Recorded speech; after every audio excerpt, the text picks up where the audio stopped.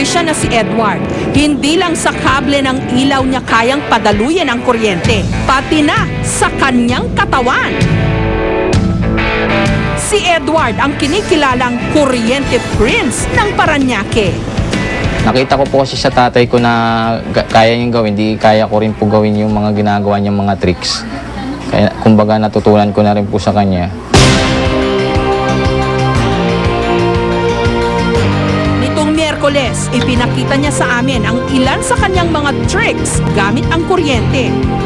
Paalala, lalo na sa mga bata, huwag gagayahin ang gagawin ni Edward. Pero bago siya sumuong sa mapangahas na stunt, siniguro muna niya ang kanyang kaligtasan, katulad ng pagkakabit ng breaker. Kapag may diferensya na po yung tao, hindi na po tatakbo yung kuryente sa kanya, hindi na po siya matutuluyan. Automatic mo yung mag-shutdown po. Bilang dobleng paniniguro, nagpa-standby kami ng paramedic at ambulansya. Kinuha muna ang blood pressure ni Edward bago niya kuryentehin ang kanyang sarili.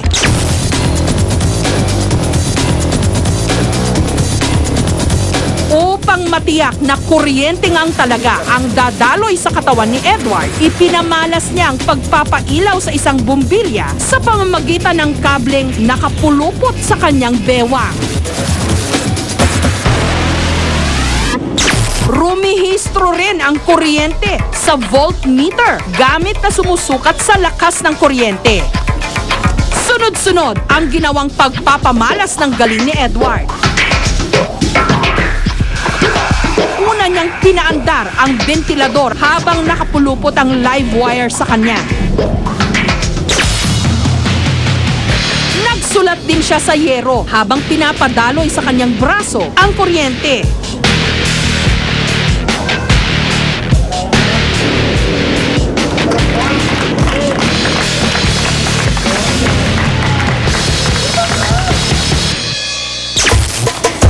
Sunod siyang naglakad at sinalubong ang 4 na live wire. Ang panghuli niyang stunt, pagligo sa tubig na may kuryente.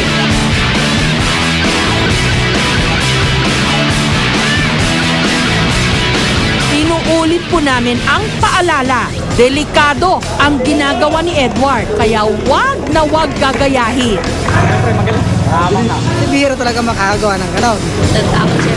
Hindi mo kaya yun. Kung ikaw yun, sino pa yun? Ligtas man ang performance niyang ito, si Edward na mismo ang nagsabi, minsan na siyang nasalisihan ng malas. Na-aksidente po na dito po ako sa bahay nagpa-practice, nagkamali po ng sumabit po yung isa, sumabog po dun sa katawan ko. Hirap po kapag nakuryente ka talaga ng todo. Hindi ka po makasigaw, hindi ka po makagalaw. Yung paningin mo, blurred. Ipinasuri rin namin si Edward sa isang doktor para matignan kung may epekto sa kanyang kalusugan ang paulit-ulit niyang pangunguryente sa kanyang sarili. May naaninag ako sa akin pag-ilaw kanina para may nag-uumpisang katawata. Later on, nakabahan tayo dyan, baka mamaya nauubusan siya ng mga vitamin na receptors. Uunahan niya yung mga nerve receptors sa ating katawan. Hindi maganda yun, masisira. I-check din yung memory niya. Kasi, central brain. No? Alam mo, nerve, and in brain, papasok yung mga impulses doon. I-check din, baka mamaya nagiging ulyanin na siya. Yung sa brain po, medyo makakalimutin, tama po yun. Medyo nawawala na po yung, medyo nakakalimutin na po ako.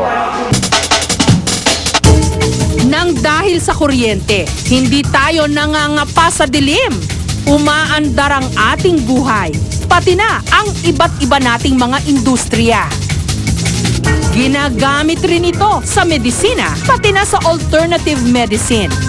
Pero katulad din po ng paulit-ulit naming sinasabi, ingat lang sa napipili niyong pamamaraan at baka kayo makuryente.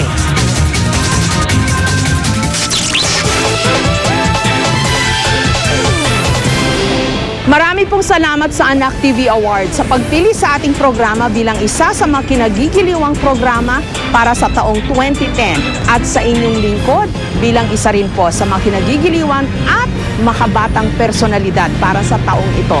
Dagdag inspirasyon po ito para sa aming lahat. Para po sa mga kwento sa likod ng aming mga ibinalita ngayon, mag-log on po lamang sa www.kapusomojessicasoho.tv. Pwede nyo rin po kaming i-email sa kmjs@gmanetwork.com para sa mga kwentong gusto ninyong ibahagi sa amin. At pwede nyo rin po kaming sundan sa aming Twitter account, km_Jessica_Soho. Hanggang sa susunod na Sabado po, para sa isa na namang makabuluhang kwentuhan. Ako po ang inyong kapuso, puso mo, Jessica Soho.